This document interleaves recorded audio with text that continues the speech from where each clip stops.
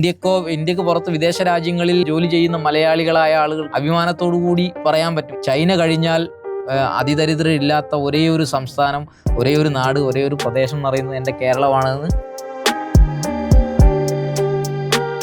രാജ്യത്തെ ഒരേ ഒരു സംസ്ഥാനമാണ് ഇന്റർനെറ്റ് മൗലിക അവകാശമായി പ്രഖ്യാപിച്ച സംസ്ഥാനം കേരളമാണ്. കംപ്ലീറ്റ് ആക്ടർ എന്നൊക്കെ പറയുമ്പോൾ ഒരു കംപ്ലീറ്റ് ഗവേണൻസ് ആണ് ഇതിന്റെ ഭാഗമായി. അത് നമുക്ക് ഇത് എന്തൊക്കെ ചെയ്തിരുന്നാലും നമുക്ക് തള്ളിപ്പറയാൻ പറ്റാത്ത കാര്യം. ദാരിദ്ര്യ നിർമ്മാർജ്ജനം ഒരു ദിവസം രാവിലെ ഉണ്ടായ സംഭവമല്ല. ദാരിദ്ര്യ നിർമ്മാർജ്ജനത്തിന്റെ ഏറ്റവും പ്രാഥമികമായ കാര്യം എന്ന് പറയുന്നത് ആളുകൾക്ക് വിദ്യാഭ്യാസം ഉണ്ടാവുകയാണ്. 87 വന്ന നയനാർ സർക്കാർ അതാണ് ചെയ്തത്, സാക്ഷരത കൊണ്ടുവന്നു. ഇതൊരു വലിയ നേട്ടമാണ്. നമ്മളെ നാട് സമ്പൂർണ്ണ സാക്ഷരത നേടിയതുപോലൊരു വലിയ നേട്ടമാണിത്. ഇതിനെ എത്ര പേര് അഡ്രസ്സ് ചെയ്യുന്നുണ്ട്, അല്ലെ എത്ര മാധ്യമങ്ങൾ ഇതിനെ ശ്രദ്ധിക്കുന്നുണ്ട്? ഇടതുപക്ഷം എന്നൊക്കെ ഭരണത്തിൽ വന്നിരുന്നു അന്നെല്ലാം കണ്ട സ്വപ്നത്തിന്റെ പൂർത്തീകരണത്തിന് വേണ്ടി അതിതീവ്രമായ അതിദാരിദ്ര്യം ഇല്ലാതാക്കാൻ വേണ്ടി അതിതീവ്രമായ പ്രവർത്തനം നടത്തുകയാണ് ഈ 9 വർഷം കൊണ്ട് കണ്ടിന്യൂസ് ആയി.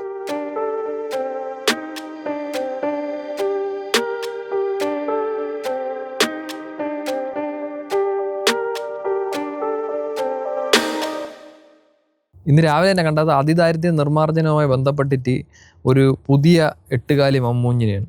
പുതിയതല്ല, 8 മമ്മൂഞ്ഞ് സ്ഥിരം ഇപ്പം ഇവിടെ വരാറുണ്ട്, പ്രത്യക്ഷപ്പെടാറുണ്ട്. രാജീവ് ചന്ദ്രശേഖരൻ BJPയുടെ പ്രസിഡന്റായി മാറിയതിനു ശേഷം ഇവിടെ മുഴുവൻ 8 മമ്മൂഞ്ഞുമാരാണ്.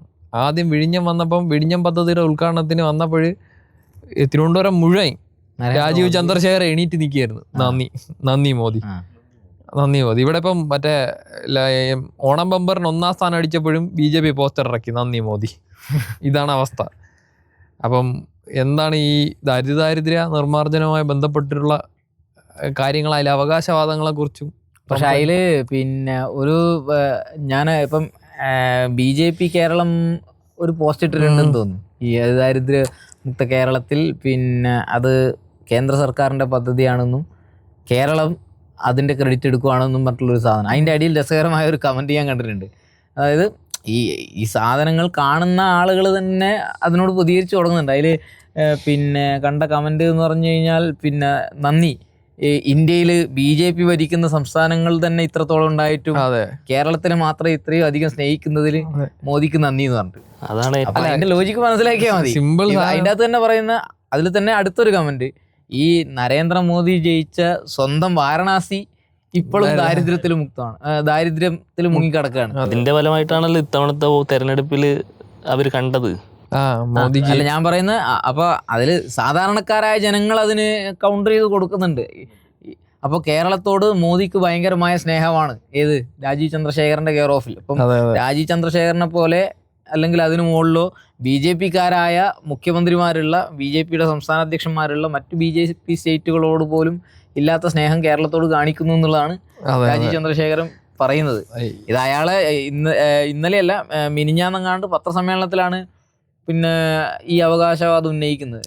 രാജ്യത്ത് 17 കോടി ജനങ്ങളെ ദാരിദ്ര്യത്തിൽ നിന്നും മുക്തരാക്കി എന്നൊക്കെ പറഞ്ഞിട്ടുള്ള വേറൊരു കാര്യമുണ്ട്. അതായത് എനിക്ക് തോന്നുന്നു ഫെസ്റ്റിവലാണെന്ന് തോന്നുന്നു ഈ ഒരു ചർച്ചയ്ക്കകത്ത് വന്ന ഒരു പ്രധാനപ്പെട്ട പോയിന്റാണ്. ബീഹാറിൻ്റെ ബീഹാർ സർക്കാരിനുള്ള വരുമാനത്തിൻ്റെ 78% കേന്ദ്രത്തിൽ നിന്നുള്ള വിഹിതമാണ്. 23% മാത്രമാണ് അവർ സ്വന്തം നികുതി പിരിക്കുന്നത്. ഇതേ സാധനം നേരെ തിരിച്ചാണ് കേരളത്തിൽ 23% മാത്രമാണ് സെൻട്രൽ ഫണ്ടുകൾ വരുന്നത്. 78% വരുന്നത് തനത് വരുമാനമാണ്.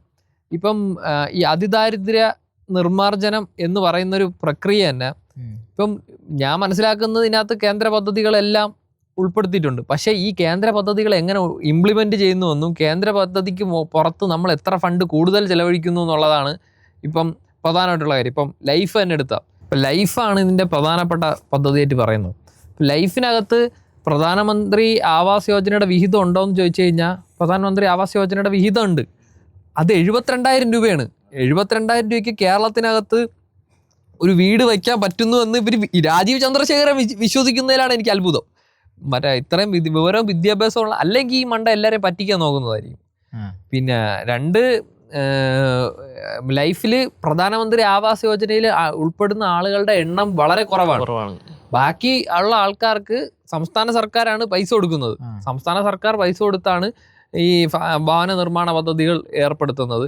മാത്രമല്ല ഇതിലേക്ക് ഇത് എങ്ങനെ നിർമ്മാർജ്ജനം ചെയ്യാൻ വേണ്ടിയിട്ട് കേരള സർക്കാർ നടത്തിയ ഒരു പരിശ്രമമുണ്ട്. ഈ പരിശ്രമത്തിനെ മുഴുവൻ പരിഹസിക്കുകയാണ് സത്യത്തിൽ രാജീവ് ചന്ദ്രശേഖരൻ ചെയ്തത്. എന്താണ് ഇവിടെ ചെയ്തത്? 2021 100 ദിന കർമ്മ പദ്ധതിയുടെ ഭാഗമായി അതിദാരിദ്ര്യ നിർമ്മാർജ്ജനം പ്രഖ്യാപിക്കുന്നു. അതിനെ തുടർന്ന് ഒരു ഡീറ്റെയിൽഡ് സർവേ പഞ്ചായത്തുകളിൽ എടുക്കുന്നു. 2022 23 ആയപ്പോൾ 64,000 സംതിങ് കുടുംബങ്ങൾ അത്രയും കുടുംബങ്ങളെ സർക്കാർ കണ്ടെത്തിയിട്ട് ഈ കുടുംബങ്ങൾക്ക് ആവശ്യമായത് പ്രൊവൈഡ് ചെയ്ത് അവർക്ക് വേണ്ട സഹായങ്ങളും ഇതുമെല്ലാം എത്തിച്ച് ഇവരെ അതിദാരിദ്ര്യത്തിൽ നിന്ന് മുക്തമാക്കുകയാണ് ചെയ്യുന്നത്. ഇതൊരു പ്രോസസ്സാണ്. ഇതിനകത്ത് എവിടെയാണ് കേന്ദ്ര സർക്കാരിൻ്റെ ഇൻവോൾവ്മെൻറ്റ്, അല്ലെങ്കിൽ കേന്ദ്ര സർക്കാർ ഇതിനകത്ത് ചെയ്ത പണി എന്താണ് എന്നുള്ളത് നമ്മൾ ചോദിക്കണമല്ലോ. സ്വാഭാവികമായിട്ട് ഇങ്ങനൊരു അവകാശം രാജീവ് ചന്ദ്രശേഖരൻ ഉന്നയിക്കുമ്പോൾ മറ്റേ പോസ്റ്റർ എടുത്തിട്ട് മറ്റേ ഇത് അങ്ങനെ അതിങ്ങനെ ഇതങ്ങനെ എന്ന് പറഞ്ഞ് കാണിക്കുന്നതിലല്ല, നിങ്ങൾ എന്ത് ചെയ്തു എന്നൊരു ചോദ്യമുണ്ട്. ഇന്ന് രാജീവ് ചന്ദ്രശേഖർ പിണറായി വിജയനെ വെല്ലുവിളിച്ചുകൊണ്ടൊരു പോസ്റ്റ് ഇട്ടിട്ടുണ്ട്. പിണറായി വിചാരിക്കും ഇയാൾ ഇത് ഏതാണെന്ന്. അങ്ങനത്തെ ഒരു ഇതിനകത്ത് ഒന്നുകിൽ രാജീവ് ചന്ദ്രശേഖരൻ ആ പോസ്റ്റിൽ ഇങ്ങനെയുള്ള ഞാൻ പറഞ്ഞത് തെറ്റാണെങ്കിൽ തെളിയിക്കൂ അതാണ് പിണറായി വിജയനെ അപ്പൊ മൂപ്പര് ചിരിക്കുക ചെയ്യുക. അതായത് കേരള സർക്കാർ അന്ന് 21 100-ാം ദിവസമായപ്പോ ഇങ്ങനൊരു പദ്ധതി പ്രഖ്യാപിക്കുകയാണ് EPP എന്ന് പറഞ്ഞിട്ട്, എക്സ്ട്രീം പ്രോവർട്ടി ഇറാഡിക്കേഷൻ പ്രോഗ്രാം അഥവാ നമ്മളുടെ അതിദാരിദ്ര്യ നിർമ്മാർജ്ജന പദ്ധതി. ഈ പദ്ധതിയിലാണ് നമ്മൾ ഈ അതിദാരിദ്ര്യം. ഞാൻ ചോദിക്കുന്നത് ഇതൊന്നുമല്ല, ഈ പദ്ധതി പ്രഖ്യാപിച്ചത് എന്തോ ആയിക്കോട്ടെ, അതിദാരിദ്ര്യ നിർമ്മാർജ്ജനം നടപ്പിലാകുക, പ്രഖ്യാപനം ഉണ്ടാകുമെന്ന് പറയുന്നത് വരെ BJP ഇതിൽ അവകാശവാദം ഉന്നയിച്ചില്ല. അപ്പൊ അതെന്താ അങ്ങനെ ഇവര്? പക്ഷെ ഞാൻ കാണുന്നത് അങ്ങനെയൊന്നല്ല. ഈ BJPന്റെ അവകാശവാദത്തിനെ കുറിച്ച് നമ്മൾ സംസാരിക്കുക എന്നൊക്കെ പറയുന്നത് നമ്മൾ ഈ കേരളത്തിലെ ജനങ്ങളുടെ സ്വാഭാവികതയെ ചോദ്യം ചെയ്യുന്നതാണെന്ന് ഞാൻ പറഞ്ഞു. BJP അങ്ങനെ ഒരു അവകാശവാദം ഉന്നയിച്ചെങ്കിൽ അത് BJPക്കാർക്ക് പോലും ഇപ്പൊ രാജീവ് ചന്ദ്രശേഖർ പറഞ്ഞ സാധനം സാധാരണ BJPക്കാരന് പോലും കഴിയുമോ? രാജീവ് ചന്ദ്രശേഖർ എട്ടുകാലി മമ്മൂഞ്ഞാണെന്ന് ഏറ്റവും കൂടുതൽ പറയുന്നത് BJPക്കാർ തന്നെയാണ്. അതെ, സുരേന്ദ്രൻ വിഭാഗത്തിന് ഇതിനോട് തന്നെ എതിർപ്പുണ്ടാവും. സുരേന്ദ്രൻ വിഭാഗമൊന്നല്ല, എനിക്കൊണ്ട് രാജീവ് ചന്ദ്രശേഖറിന്റെ കൂടെ തൊട്ടടുത്തിരിക്കുന്ന BJPയുടെ പഴയ ജില്ലാ പ്രസിഡന്റ് ആയിരുന്ന സുരേഷ് വരെ പറയുമായിരിക്കും ഇയാൾ ഒരു എട്ടുകാലി മമ്മൂഞ്ഞ. അതുകൊണ്ട് ഈ പിന്നെ അതിദാരിദ്ര്യ നിർമ്മാർജ്ജനം ഇപ്പം 1-ാം തീയതി കേരളം പ്രഖ്യാപിക്കാൻ വേണ്ടി പോവാണ്. ഇപ്പം ഇതിൽ ഈ രാജീവ് ചന്ദ്രശേഖരന്റെ ഒരു നാവിനെല്ലില്ലാത്തവൻ എന്തും പറയാലോ എന്നുള്ള സെൻസിൽ ആ സാധനം പറഞ്ഞ് ഈ പറയുന്ന അതിദാരിദ്ര്യ നിർമ്മാർജ്ജനം എന്ന് പറയുന്ന വലിയ മഹത്തായ ഒരു പദ്ധതിനെ നമ്മൾ കുറച്ച് കാണേണ്ടതില്ല എന്നുള്ളതാണ് എൻ്റെ ഒരു കാഴ്ചപ്പാട്. അതായത് ഇപ്പം നമ്മൾ ഈ അതിദാരിദ്ര്യ നിർമ്മാർജ്ജനത്തിനെ നമ്മളൊന്ന് ഗൂഗിൾ ചെയ്ത് നോക്കിയാൽ തന്നെ ലോകത്ത് ചൈനയെ പോലെ ഒരു വലിയ ശക്തി കഴിഞ്ഞാൽ പിന്നെ കേരളത്തിലാണ് നമ്മൾ ഈ പദ്ധതി വിജയകരമായി നടപ്പിലാക്കിയിട്ടുള്ളത്.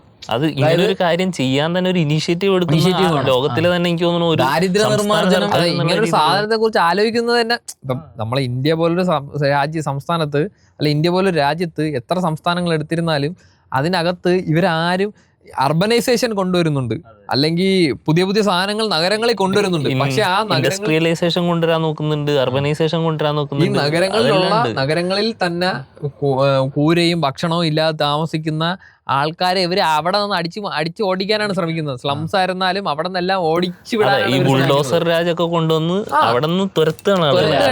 ആ സമയത്താണ് കേരളം, അതായത് ഈ പ്രോസസ്സ് ഭയങ്കര സങ്കീർണമായ പ്രോസസ്സാണ്. അതായത് ഒരു ടീമിനെ വെക്കുന്നു, ഒരു ടീം വരുന്നു, അത് സർവേ എടുക്കുന്നു, പഠനം നടത്തുന്നു. അതിൽ പക്ഷേ എനിക്കൊരു കമ്പാരിസൺ പറയാനുണ്ട്. അതായത് ഇപ്പം ഈ അതിദാരിദ്ര്യ നിർമ്മാർജ്ജനം കേരളം പിന്നെ ആ ഒരു സ്റ്റെപ്പിലേക്ക് കടക്കുന്ന സമയത്ത്, അതായത് പിന്നെ നമ്മൾ 21 അധികാരത്തിൽ വരുന്ന സമയത്ത് കേരളത്തിൽ രാജ്യത്ത് ദാരിദ്ര്യം ഏറ്റവും കുറഞ്ഞ സംസ്ഥാനം അന്ന് കേരളമായിരുന്നു. നീതി ആയോഗ് പറഞ്ഞിട്ടുണ്ട് അന്ന് 0.7% പിന്നെ കേരളത്തിൽ ദരിദ്രർ. 23 ആകുമ്പോഴേക്ക് അത് 0.5% കുറയാണ്. വേണമെങ്കിൽ ഇപ്പം ഒരു സർക്കാരിനെ സംബന്ധിച്ചിടത്തോളം അതായത് ഇത്രയും പിന്നെ കേന്ദ്രത്തിൽ നിന്ന് കിട്ടുന്ന സാമ്പത്തികമായ സംവിധാനം ഉപയോഗിച്ച് പിന്നെ ഭരണത്തിന്റെ ഭൂരിഭാഗം ഫണ്ടും അങ്ങനെ നമ്മളൊരു കൺസ്യൂമർ സ്റ്റേറ്റ് ആയി നിൽക്കുകയാണല്ലോ. അപ്പം അങ്ങനെ നിൽക്കുന്ന ഒരു അവസരത്തിൽ തനതായ ഫണ്ട് കണ്ടെത്താൻ പ്രയാസപ്പെടുന്ന ഒരു സംസ്ഥാനം എന്നുള്ള നിലയിൽ വേണമെങ്കിൽ അവഗണിക്കാവുന്ന ഒരു കണക്കായിരുന്നു ഈ 0.7% അല്ലെ 0.5%. പക്ഷെ അവരെ നമ്മൾ അഡ്രസ് ചെയ്തു എന്നുള്ളതാണ്. അതിൽ ഒരു കമ്പാരിസൺ ഞാൻ പറയുന്നത് എന്താ വെച്ചാൽ, നമ്മൾ പിന്നെ മുമ്പ് ഈ ട്രംപ് ഇന്ത്യയിലേക്ക് വന്ന സമയത്ത് ഒരു സാധനം, ഗുജറാത്തിൽ വന്നിറങ്ങുന്ന സമയത്ത് ഒരു സാധനം നമ്മൾ കണ്ടിട്ടുണ്ട്. അവിടുത്തെ സ്ലംസിന് ചുറ്റും മതിൽ വെച്ച് കെട്ടിപ്പൊക്കി മറച്ച് ഒരു ഫേക്കായ സാധനം ഉണ്ടാക്കുന്ന സാധനം.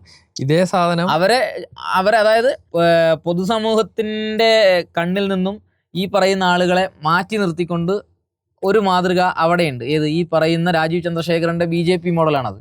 നമ്മൾ കേരളത്തിന്റെ വേറൊരു മോഡൽ ആണ് ഞാൻ ഈ പറഞ്ഞത്. അതായത് കേരളത്തിൽ ഇവൻ ഇപ്പം പറഞ്ഞാൽ പോലും ശ്രദ്ധിക്കപ്പെടാതെ പോയിരുന്ന ഈ 0.5% എന്ന് പറയുന്ന ആളുകളെ നമ്മൾ എന്ത് ചെയ്തു, ഈ പിന്നെ ഇടതുപക്ഷത്തിന്റെ കാഴ്ചപ്പാട് വെച്ച് അവരെ നമ്മൾ പിക്ക് ചെയ്ത് മെയിൻ സ്ട്രീമിലേക്ക് കൊണ്ടുവന്നു. ഇപ്പം നമ്മൾ ഇത്രയൊക്കെ നേട്ടം ഉണ്ട് എന്ന് പറയുമ്പോഴും കേരളം ചെയ്തത് ഈ പറയുന്ന 0.5% മറച്ചു പിടിക്കാനല്ല. പക്ഷേ ഈ 0.5% ആളുകൾ ഈ പറയുന്ന കേരളത്തിൻ്റെ നമ്മൾ ഈ പറയുന്ന സൗഭാഗ്യങ്ങളൊന്നും അനുഭവിക്കാതെ കഴിയുന്നവരുണ്ട് എന്ന ആദ്യം നമ്മൾ ആ സാധനം തിരിച്ചറിഞ്ഞു. ഇങ്ങനെ ഒരു പ്രശ്നം നമ്മളെടുത്തുണ്ട്.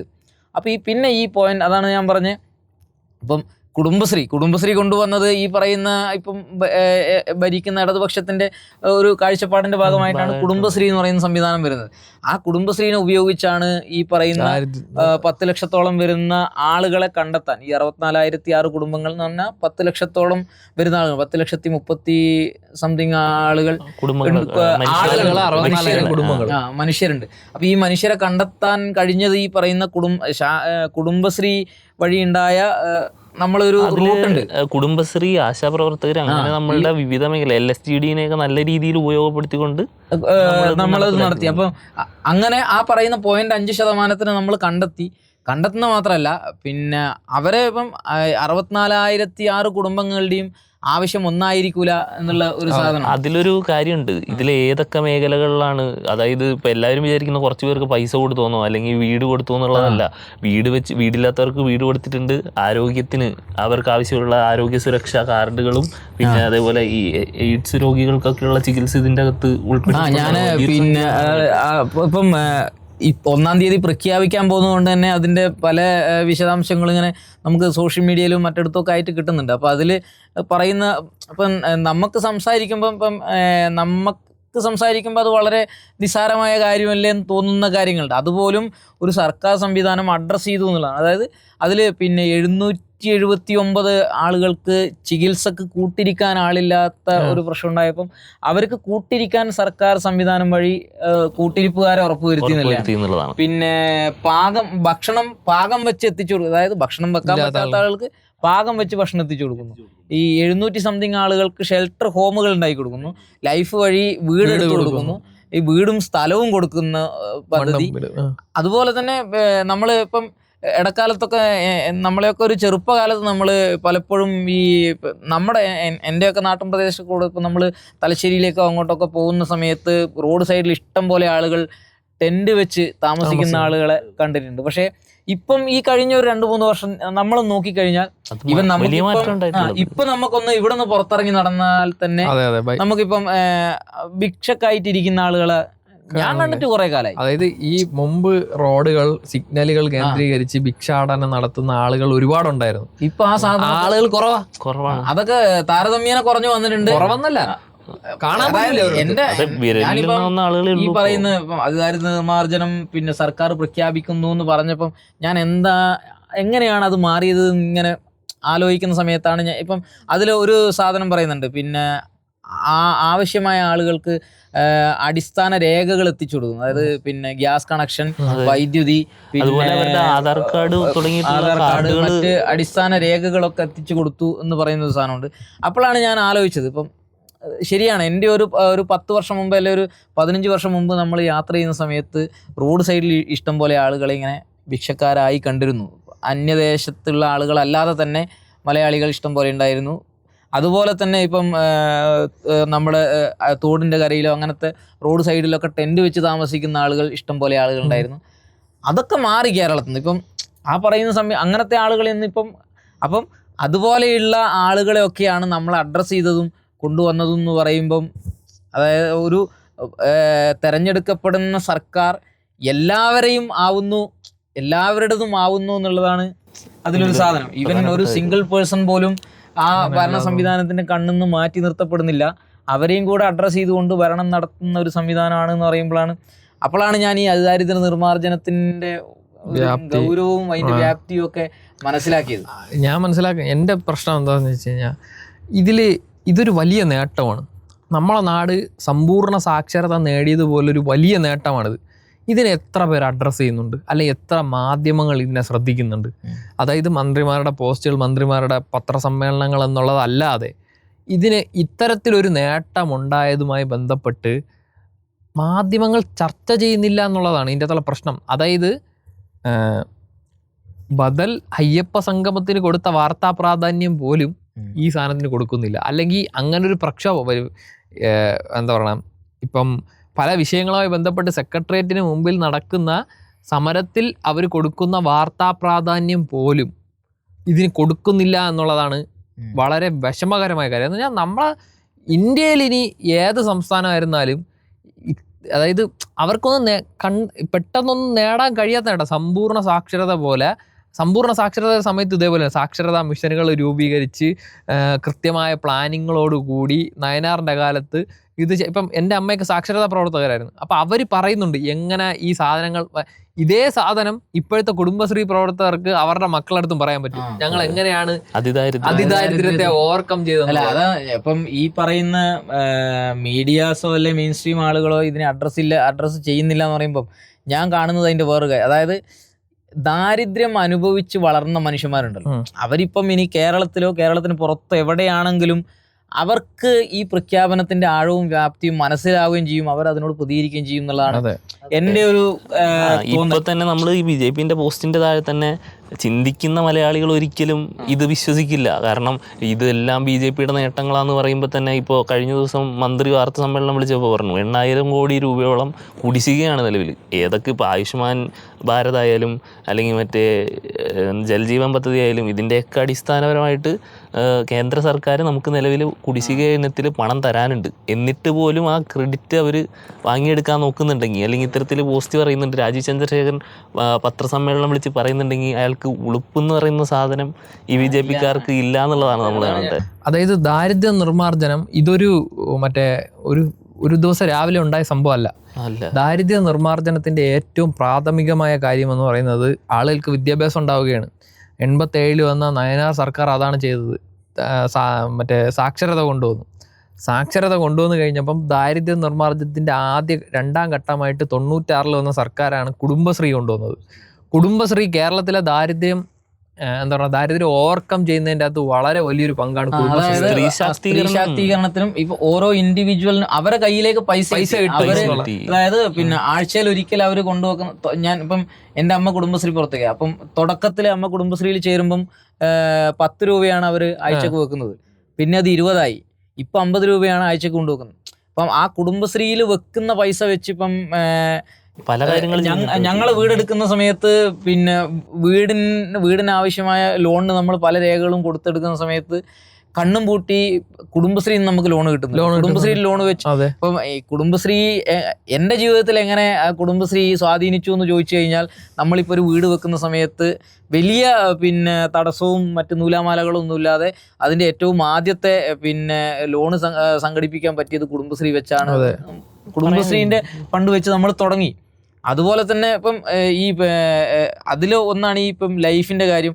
അതുപോലെ തന്നെ ഇപ്പം നമ്മൾ ഈ അതിദാരിദ്ര്യ നിർമ്മാർജ്ജനം ഞങ്ങളുടെ പദ്ധതിയാണ് എന്ന് പറഞ്ഞ് ക്രെഡിറ്റ് അടിക്കാൻ വരുന്ന ആളുകൾ, അവരോട് മറുപടി പറയാൻ ഈ ദാരിദ്ര്യം അനുഭവിച്ച് വളർന്ന ഒരു ജനതയും അതിനെ ഓവർകം ചെയ്യാൻ വേണ്ടി ഇപ്പോൾ ഭരിക്കുന്ന സർക്കാർ എന്ത് ചെയ്തു എന്ന് ഇപ്പം, അതായത് ഇപ്പം ഇവർ ഈ കണ്ടെത്തിയ 64,006 കുടുംബങ്ങളുണ്ടല്ലോ, ഈ കുടുംബങ്ങളിലേക്ക് ഏറ്റവും ആദ്യം ഇറങ്ങിച്ചെന്നത് ആരാണെന്ന് ചോദിച്ചു കഴിഞ്ഞാൽ അത് ആ പ്രദേശത്തെ കുടുംബശ്രീ പ്രവർത്തകരും.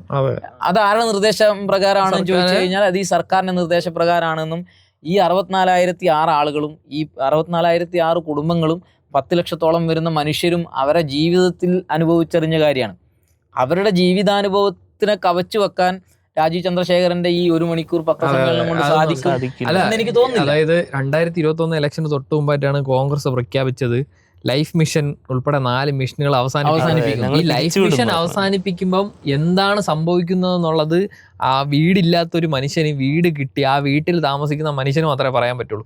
അതുപോലെ തന്നെയാണ് ഈ അതിദാരിദ്ര്യത്തിന്റെ കാരണം. ഈ അതിദാരിദ്ര്യത്തിന്റെ ഇതിൽ നമ്മൾ മനസ്സിലാക്കേണ്ട കാര്യം, സത്യത്തിൽ സാധാരണഗതിയിൽ BJP ചെയ്യുന്ന ഒരു പ്രധാനപ്പെട്ട കാര്യം, ഇങ്ങനൊരു സാധനം ഇല്ല, ഇത് ഉഡായിപ്പാണെന്ന് പറയാണ്. BJPക്ക് പോലും സമ്മതിക്കേണ്ടി വന്നു ഇവിടെ അതിദാരിദ്ര്യം അവസാനിച്ചു. അതുകൊണ്ടാണ് അതിന്റെ ക്രെഡിറ്റ് എടുക്കാൻ വേണ്ടി അവർ നടക്കുന്നത്. പിന്നെ ഞാൻ നേരത്തെ പറഞ്ഞതുപോലെ ഈ ഒരു കണ്ടിന്യൂസ് പ്രോസസ്സാണ് ഇടതുപക്ഷ സർക്കാരുകളുടെ കണ്ടിന്യൂസ്. കുടുംബശ്രീ ഇപ്പോഴത്തെ ഒരു ഫോമിലേക്ക് അല്ലെങ്കിൽ അതിൻ്റെ ഒരു രൂപത്തിലേക്ക് മാറിയത് 2006 സർക്കാരാണ്. 2011 എന്ത് സംഭവിച്ചു? 2006 ഈ സമയത്ത് കുടുംബശ്രീ ഇതേപോലെ ദാരിദ്ര്യ നിർമ്മാർജ്ജനത്തിന്റെ ഭാഗമായുള്ള കുടുംബശ്രീയെ നശിപ്പിക്കാൻ വേണ്ടി ജനശ്രീ കൊണ്ടുവന്നു. എന്നിട്ട് കുടുംബശ്രീ പിടിച്ചു വന്നു. ഈ കുടുംബശ്രീയുടെ ഫണ്ടുകൾ 2011 മുതൽ 2016 വരെ UDF മന്ത്രിസഭയുടെ സമയത്ത് കുടുംബശ്രീക്ക് ജനശ്രീ ഞങ്ങളുടെ ബദലെന്നുള്ള രീതിയിൽ. അതെ. അപ്പം അത് മാത്രമല്ല, സർക്കാരിന്റെ സംവിധാനത്തോടു കൂടി സഹായത്തോടു കൂടി തുടങ്ങിയ സംഭവമാണ്. ഇതിലേക്ക് സഹായങ്ങൾ ഇപ്പം ഇതിന്റെ നോഡൽ ഏജൻസിയെ കുടുംബശ്രീയെ ഈ സാധനങ്ങളെല്ലാം 2011 മുതൽ 2016 വരെ കുടുംബശ്രീക്ക് ഒന്നും ചെയ്തു കൊടുത്തില്ല. വീണ്ടും 2016 വന്നപ്പോൾ വിവിധ മിഷനുകളുടെ ഭാഗമായി കുടുംബശ്രീ ഉപയോഗിക്കുന്നു. അപ്പം ഇത് എന്ന് പറയുന്നത് നമ്മൾ ഒരാൾക്ക് ഇപ്പം ഒരു വ്യക്തിക്ക് ദാരിദ്ര്യമാണെങ്കിൽ അയാൾക്ക് ചുമ്മാ പൈസ കൊണ്ട് കൊടുത്തിട്ട് എടുക്കുന്നതല്ല. അയാൾക്ക് സുസ്ഥിരമായ ഒരു സംവിധാനം അല്ലെങ്കിൽ സ്ഥിരമായ വരുമാനം, സ്ഥിരമായ ഒരു സംവിധാനം ഉണ്ടാവുക എന്നുള്ളതാണ് അതിദാരിദ്ര്യ നിർമ്മാർജ്ജനത്തിൻ്റെ. അതിന് നമ്മളിനി എന്തൊക്കെ പറഞ്ഞാലും ഈ പറയുന്ന പോലെ ഇപ്പം ഇന്നലത്തെ VD സതീശൻ്റെ ഇൻ്റർവ്യൂവിൽ പറഞ്ഞ പോലെ വിഷൻ എന്ന് പറയുമ്പോൾ VD സതീശൻ പറയുന്ന പൊള്ളയായ വിഷനല്ല. ഇത് ആര് കണ്ട സ്വപ്നമാണ്? ഇടതുപക്ഷം എന്നൊക്കെ ഭരണത്തിൽ വന്നിരുന്നു അന്നെല്ലാം കണ്ട സ്വപ്നത്തിൻ്റെ പൂർത്തീകരണത്തിന് വേണ്ടി അതിതീവ്രമായ അതിദാരിദ്ര്യം ഇല്ലാതാക്കാൻ വേണ്ടി അതിതീവ്രമായ പ്രവർത്തനം നടത്തുകയാണ് ഈ 9 വർഷം കൊണ്ട്. 9 വർഷം കണ്ടിന്യൂസ് ആയിട്ട് ഈ ഭരണം ഇല്ലായിരുന്നെങ്കിൽ ഇതുണ്ടാവുകയില്ലായിരുന്നു. അല്ല, അതാ ഞാൻ പറഞ്ഞ ഈ VD സതീശൻ പറഞ്ഞ വിഷൻ ഉണ്ടല്ലോ, ആ വിഷൻ എന്ന് പറഞ്ഞാൽ അത് ആ പറയുന്ന ഒരു ചെറിയ വാചകത്തിൽ ഒതുങ്ങുന്നതല്ല എന്ന് VD സതീശൻ പഠിക്കണമെങ്കിൽ ഞാൻ പറയാം അത് പിണറായി വിജയനെ കണ്ടു പഠിക്കണം എന്ന് ഞാൻ പറയും. അതായത് 2021 വരുന്ന സമയത്ത് ഒരു പ്രഖ്യാപനം നടത്തുന്നു, 5 വർഷം കൊണ്ട് കേരളത്തിനെ അതിദാരിദ്ര്യ മുക്തമായ സംസ്ഥാനമാക്കി മാറ്റും എന്ന് ഒരു മുഖ്യമന്ത്രി മന്ത്രിസഭാ യോഗത്തിൽ മന്ത്രിമാരും ചേർന്ന് ആലോചിച്ചതിന് ശേഷം പ്രഖ്യാപിക്കുന്നു. ആ പ്രഖ്യാപനത്തിന് ശേഷം അതിദാരിദ്ര്യമുക്തമാക്കാനുള്ള ഒരു പരിശ്രമം മാത്രമല്ല ഈ 5 വർഷത്തിനിടയിൽ നടന്നത്. വികസനം എന്ന് പറഞ്ഞാൽ രാജ്യത്തിന് മാതൃകയാകുന്ന നിരവധി വികസനങ്ങൾ നടന്നു. അത് വൻകിട പദ്ധതികളാണെങ്കിലും ചെറിയ സാധനങ്ങളാണ്.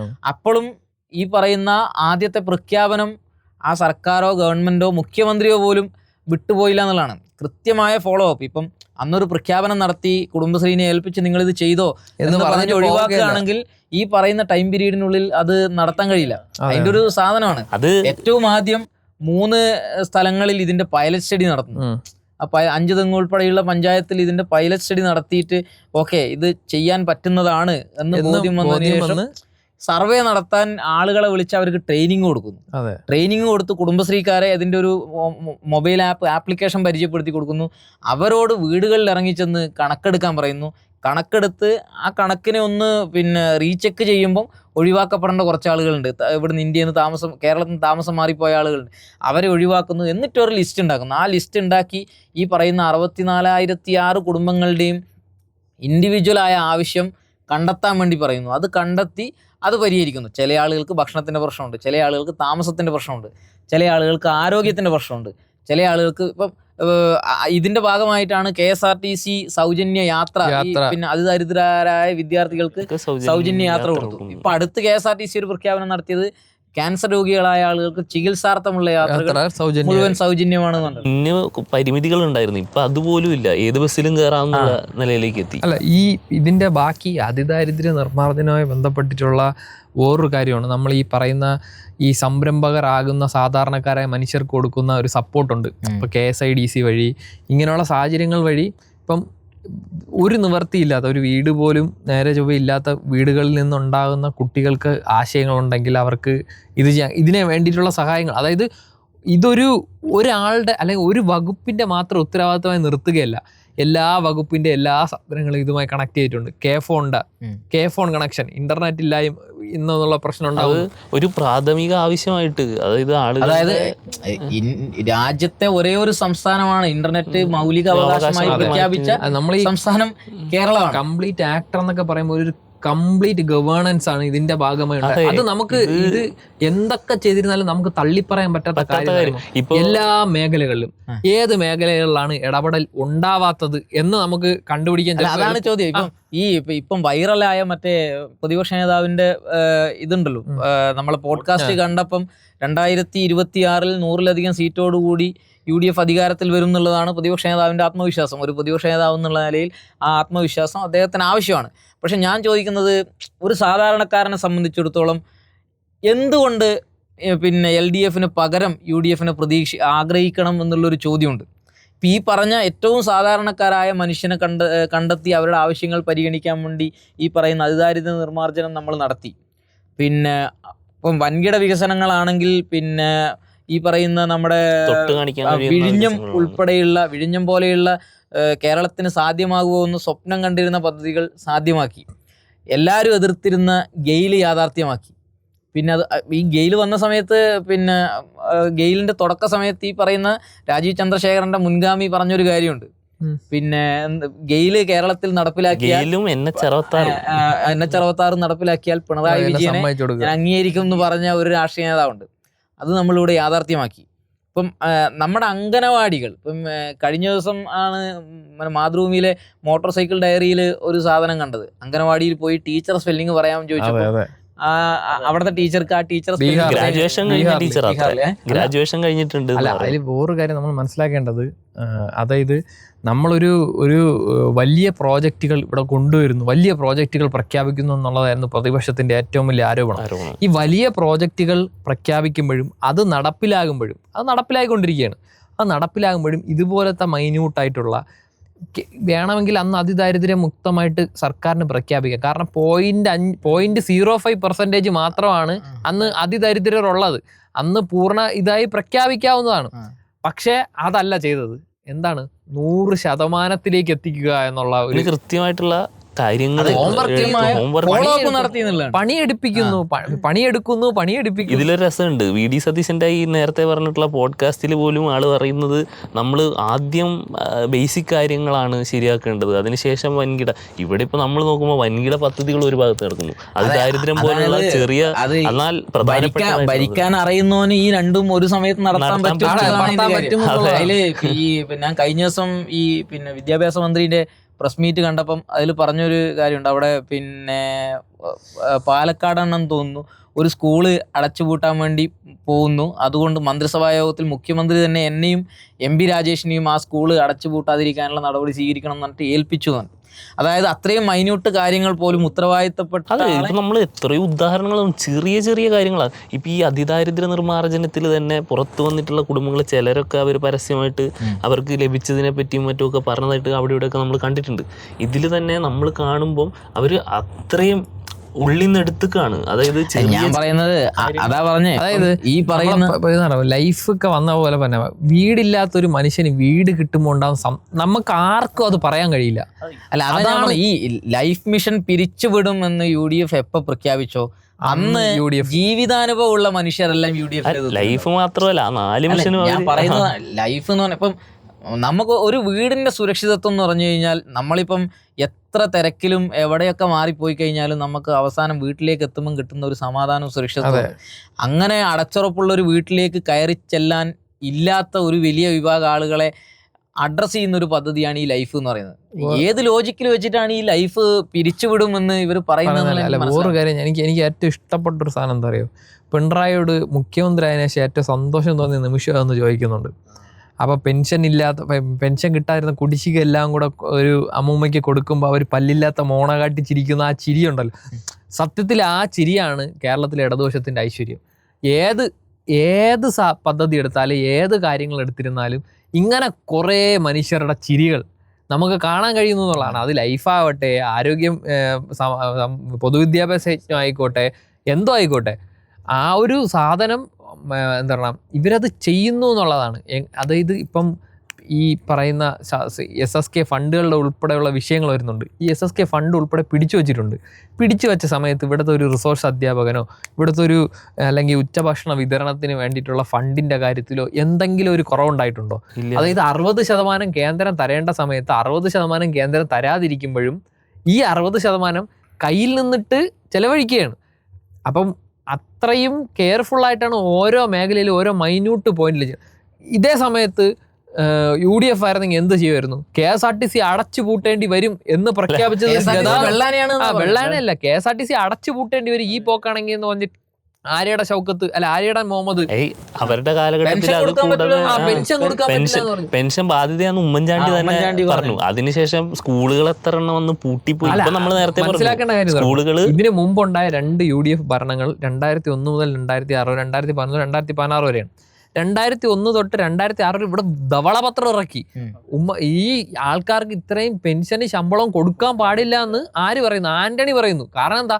ആന്റണിക്ക് ഭരിക്കാറിയില്ല, ആന്റണിക്കും അറിയില്ല, ഉമ്മൻചാണ്ടി. അതുകൊണ്ടാണ് ഈ പ്രതിസന്ധി ഉണ്ടായത്.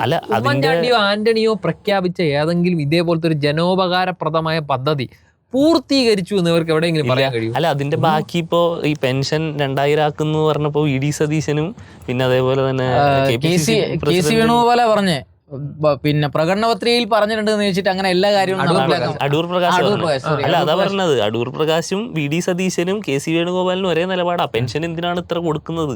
അതാ നമ്മളത് കൊടുക്കാൻ. ഈ ദാരിദ്ര്യ നിർമ്മാർജ്ജനത്തിന്റെ അകത്ത് ക്ഷേമ പെൻഷൻ ഒരു വലിയ കാര്യമാണ്, വലിയ കാര്യമാണ് അത്. പക്ഷെ അതില് ഇപ്പൊ വരുന്നൊരു പ്രശ്നം എന്ന് വെച്ച് കഴിഞ്ഞാൽ ഇപ്പൊ ഞാൻ നേരത്തെ സംസാരിച്ച പോലെയാണ്. ഇപ്പം 10 വർഷം മുമ്പാണ് ഈ കേരളം ഒരു UDF ഭരണം കണ്ടിട്ടുള്ളത്. ഇപ്പം അന്ന് ഇപ്പോൾ UDFന് രണ്ടാമതും ഒരു തവണ ഇപ്പം ഈ ടേം കഴിഞ്ഞാൽ 2026 UDFനെ കൊണ്ടുവരണം എന്ന് പറയുമ്പോൾ ഈ പറയുന്ന പ്രതിപക്ഷ നേതാവും UDF നേതാക്കളും ഒക്കെ പറയുന്നൊരു തള്ളുണ്ട്. ആ തള്ളിനപ്പുറം കേരളത്തിൽ അവർ ഭരിച്ചിരുന്ന സമയത്ത് എങ്ങനെയായിരുന്നു എന്ന് ഇപ്പോൾ ഈ 2026 വോട്ട് ചെയ്യാൻ പോകുന്ന 18 വയസ്സുള്ള ഒരു കുട്ടിക്ക് കണ്ടറിയുമെന്ന് ചോദിച്ചു കഴിഞ്ഞാൽ ഇല്ല എന്നുള്ളതാണ് എൻ്റെ ഒരു അഭിപ്രായം. കാരണം 10 വർഷം മുമ്പാണ്. 10 വർഷം മുമ്പ് എന്ന് പറയുമ്പം ഏകദേശം 8-9 വയസ്സാണ് ഈ 2026 ആദ്യത്തെ വോട്ട് ചെയ്യാൻ പോകുന്ന ആളുകൾക്ക് ഉണ്ടാവുക. ആ 8 വയസ്സിൽ ഇപ്പോൾ ഒരു 15 വയസ്സൊന്നും ആകുന്നത് വരെ നമ്മൾ സാമൂഹികമായ കാര്യങ്ങൾ അങ്ങനെ ഗ്രഹിച്ചെടുക്കുമെന്ന് എനിക്ക് തോന്നുന്നില്ല. അപ്പം എങ്ങനെയായിരുന്നു UDF ഭരിച്ചിരുന്ന ഒരു കേരളം എന്ന് കാണിച്ചു കൊടുക്കാനുള്ള ഒരു ഉത്തരവാദിത്വം ഇപ്പോൾ ഭരിക്കുന്ന ആളുകൾക്കും ആ ഭരിക്കുന്ന സംവിധാനത്തിനെ കൈകാര്യം ചെയ്യുന്ന രാഷ്ട്രീയ പാർട്ടിക്കും ഉണ്ട് എന്നുള്ള ഉത്തരവാദിത്വം ഉണ്ട് എന്നുള്ളതാണ്. എങ്ങനെയായിരുന്നു അവർ കാരണം കേരളം എന്തായാലും ഈ നിലയിൽ നിന്ന് ഇനി പിന്നോട്ട് പോയിക്കൂടാ എന്നുള്ളത് എല്ലാവരുടെയും ഒരു ആവശ്യവും ആഗ്രഹവുമാണ്. അപ്പം അങ്ങനെ ആവാതിരിക്കണമെങ്കിൽ എന്തായിരുന്നു UDFൻ്റെ കയ്യിലുണ്ടായിരുന്ന കേരളത്തിൻ്റെ അവസ്ഥ എന്ന് കാണിച്ചു കൊടുക്കേണ്ടത് ഇപ്പം ഇവിടുത്തെ പിന്നെ ഭരണകക്ഷിയുടെ ഭാഗത്തിരിക്കുന്ന രാഷ്ട്രീയ പ്രവർത്തകരുടെയും ആ രാഷ്ട്രീയ പ്രവർത്തനം നടത്തുന്ന ആളുകളുടെയും ഉത്തരവാദിത്തമാണ് എന്നാണ് ഞാൻ കാണുന്നത്. അപ്പോൾ അതുകൊണ്ട് ഈ കേരളത്തിൽ നവംബർ 1 ഈ ഒരു പ്രഖ്യാപനം നടക്കുമ്പോൾ നമ്മൾ ചരിത്രത്തിൽ നമ്മൾ പുരാണമൊക്കെ കേൾക്കുമ്പം പരശുരാമൻ മഴുവെറിഞ്ഞാണ് കേരളം ഉണ്ടായത് എന്ന് പറയുന്നുണ്ട്. അപ്പം 2025 ശേഷം വരുന്ന നവംബർ 1 ഇപ്പം നവംബർ 1 കേരളപ്പിറവിയാണ്. ആ നവംബർ 1 ശേഷം വരുന്ന കേരളപ്പിറവി എന്ന് പറയുന്നത് കേരളത്തിലെ LDF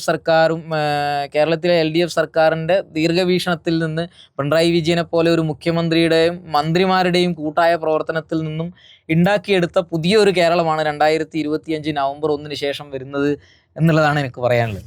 ഈ ദാരിദ്ര്യ നിർമ്മാർജ്ജനത്തിൻ്റെ നേരത്തെ ഒരു പോയിന്റ് പറഞ്ഞല്ല, അതായത് ദാരിദ്ര്യ നിർമ്മാർജ്ജനത്തിലുള്ള BJP മോഡൽ പറഞ്ഞു, കർട്ടനിട്ട് മറച്ചെന്ന് പറഞ്ഞാൽ ഇതേ മോഡൽ സത്യത്തിൽ ഈ രീതി എന്ന് പറയുന്നത് BJPയുടേതല്ല, അത് അവരുടേതല്ല, അത് സത്യത്തിൽ കോൺഗ്രസിൻ്റെതാണ്. 2010 ഡൽഹിയിൽ കോമൺവെൽത്ത് ഗെയിംസ് നടന്ന സമയത്ത് ഇതിന് സമാനമായി വലിയ ഷീറ്റുകൾ കൊണ്ട് ഡൽഹിയിലെ സ്ലംസ് മൂടി വെച്ചിട്ട് ചെയ്ത കോൺഗ്രസ് ആണ്. അപ്പൊ ഇനി വരാൻ പോകുന്നതെങ്കിലുള്ള അവസ്ഥ ആലോചിച്ചു. അല്ല, അതാ ഞാൻ പറഞ്ഞത്, അവരിപ്പം അങ്ങനെയാണെങ്കിൽ ഇപ്പൊ കേരളത്തിൽ LDF ഭരിക്കുന്നു, അവർക്ക് പിന്നെ കേരളത്തിനെ അതിനേക്കാൾ മെച്ചപ്പെടുത്തുന്നതാക്കാൻ ഇപ്പൊ UDF അല്ലെ കോൺഗ്രസ് തന്നെയോ ഭരിക്കുന്ന ഇന്ത്യയിലെ മറ്റ് സംസ്ഥാനങ്ങളുണ്ട്. ഞാൻ VD സതീശനോട് നമുക്ക് കോമൺ ആയി ചോദിക്കാനുള്ളൊരു ചോദ്യമാണ്, കേരളത്തിലെ ഇടതുപക്ഷത്തിൻ്റെ നയങ്ങൾക്ക് ബദലായി കോൺഗ്രസിന്റെ നയം ഇന്നതാണ് എന്ന് ചൂണ്ടിക്കാണിക്കാൻ കോൺഗ്രസ് ഭരിക്കുന്ന ഇന്ത്യയിലെ ഏതെങ്കിലും ഒരു സംസ്ഥാനത്തിനെ ചൂണ്ടിക്കാണിച്ച് പറയാൻ VD സതീശന് ആത്മവിശ്വാസം ഉണ്ടോ എന്നുള്ളതാണ് ഒരു ചോദ്യം. VD സതീശന് മാത്രമല്ല, ഇപ്പോൾ BJPന്റെ തന്നെ ഹാൻഡിലുകളിൽ അവരവകാശപ്പെടുന്ന കേന്ദ്ര പദ്ധതികളാണ് ഇതെന്ന് പറയുമ്പോഴും അവർ ഭരിക്കുന്ന ഏതെങ്കിലും ഒരു സംസ്ഥാനം വീട് കണ്ടില്ലേ, സർക്കാരോടത്തെ വീടിന്റെ അത് കണ്ടില്ലേ, മോട്ടോർ സൈക്കിൾ ഡയറിയിൽ നമ്മൾ പച്ചയ്ക്ക് കാണുകയാണ് വീട്, റോഡ്, അംഗനവാടികള്, എല്ലാത്തിന്റെ അവസ്ഥ ഏറ്റവും കൂടുതൽ ഇന്ത്യയിലെ ഏറ്റവും കൂടുതൽ കേന്ദ്ര ഫണ്ട് ലഭിക്കുന്ന BJP സംസ്ഥാനമാണ്. ഏറ്റവും കൂടുതൽ പാലങ്ങൾ തകർന്നു വീണ സംസ്ഥാനമാണ്. ഇവിടൊക്കെയാണ് ഏറ്റവും കൂടുതൽ കേന്ദ്ര ഫണ്ട് കൊടുക്കുന്നത്. ഇത്രയും കാലം ഇവർക്ക് ഫണ്ട് കൊടുത്തിട്ട് ഇവരത് എന്ത് ചെയ്തു എന്നുള്ള ചോദ്യം മാത്രം ആരും ചോദിക്കുന്നില്ല.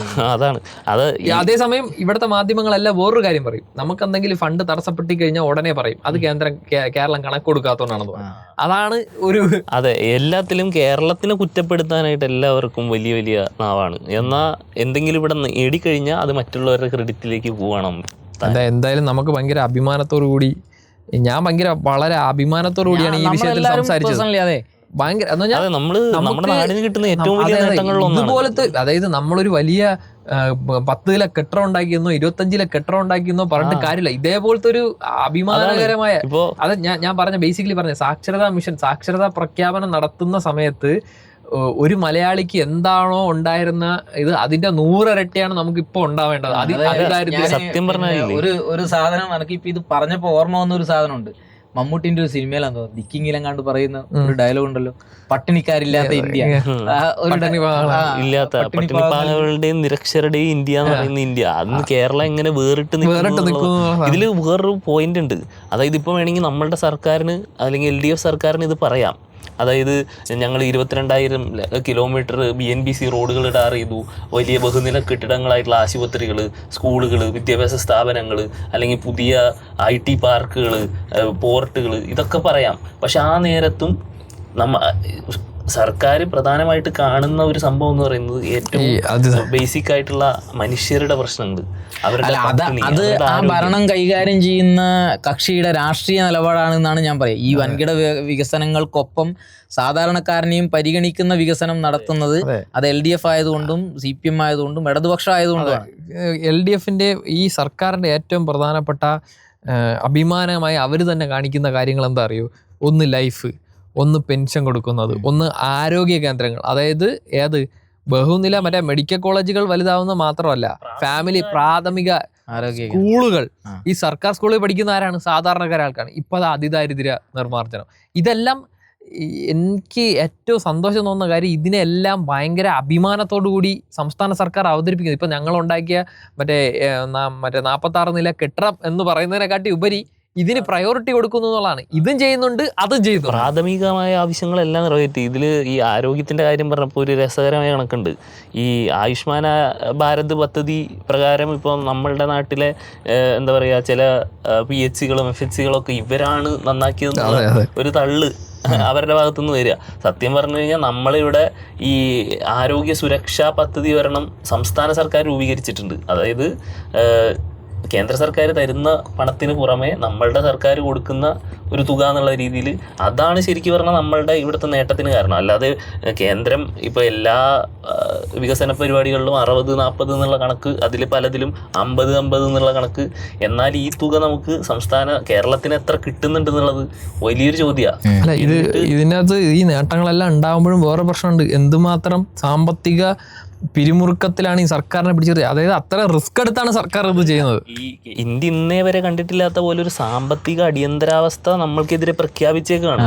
അതായത് 75 ഞാൻ പറയുന്നത് അതാണ് ഞാൻ പറയുന്നത്. ഈ എങ്ങനെയൊക്കെ കേരളത്തിന് ഞെരിക്കാൻ ശ്രമിച്ചാലും ഇപ്പം ഒരു ഉത്തരവാദിത്വവും ദീർഘവീക്ഷണവും ഉള്ള ഒരു ഭരണ സംവിധാനം ഉണ്ടായിക്കഴിഞ്ഞാൽ, ഒരു ഫെഡറൽ സംവിധാനത്തിനകത്ത് കേന്ദ്രം നമ്മളെ എത്രത്തോളം അവഗണിച്ചാലും ഇവിടുത്തെ ജനങ്ങളെ ചേർത്ത് പിടിച്ച് ഭരിക്കാൻ കഴിയും എന്ന് ഇടതുപക്ഷം കാണിച്ചു കൊടുത്ത ഒരു 10 വർഷമാണ് കഴിഞ്ഞു പോയത്. അതുകൊണ്ട് നമുക്കെല്ലാവർക്കും അഭിമാനത്തോടു കൂടി പറയാൻ പറ്റും, ഒരാൾ പോലും പട്ടിണി കിടക്കാത്ത, ഒരാൾ പോലും അതിദാരിദ്ര്യരായിട്ടില്ലാത്ത ഒരു കേരളത്തിലാണ് ഞാൻ ജനിച്ചതും ജീവിക്കുന്നതും നമുക്ക് പറയാൻ പറ്റും. നാളെ നമ്മുടെ ചുറ്റുപാടുമുള്ള ആളുകൾ പുറത്തു പോയി കഴിഞ്ഞാൽ, ഇപ്പം ഞാൻ അതിൽ കാണുന്ന ഒരു അഭിമാനകരമായ ഒരു സാധനം ഇതാ. ഇപ്പം ഇന്ത്യക്ക് പുറത്ത് വിദേശ രാജ്യങ്ങളിൽ ജോലി ചെയ്യുന്ന മലയാളികളായ ആളുകൾക്ക് അഭിമാനത്തോടു കൂടി പറയാൻ പറ്റും, ആ രാജ്യത്തെ അവരുടെ സഹപ്രവർത്തകരോട് പറയാൻ പറ്റും, ലോകത്ത് ചൈന കഴിഞ്ഞാൽ അതിദരിദ്രരില്ലാത്ത ഒരേ ഒരു സംസ്ഥാനം, ഒരേ ഒരു നാട്, ഒരേ ഒരു പ്രദേശം എന്ന് പറയുന്നത് എൻ്റെ കേരളമാണെന്ന് എല്ലാ ആളുകൾക്കും അഭിമാനത്തോടു കൂടി പറയാൻ പറ്റും. അങ്ങനെ ഓരോ മലയാളികളുടെയും അഭിമാനം വളർത്തിയ ഈ സർക്കാരിന് എന്തായാലും നമുക്ക് നന്ദി പറഞ്ഞുകൊണ്ട് ഈ സാധനം അവസാനിപ്പിക്കാം.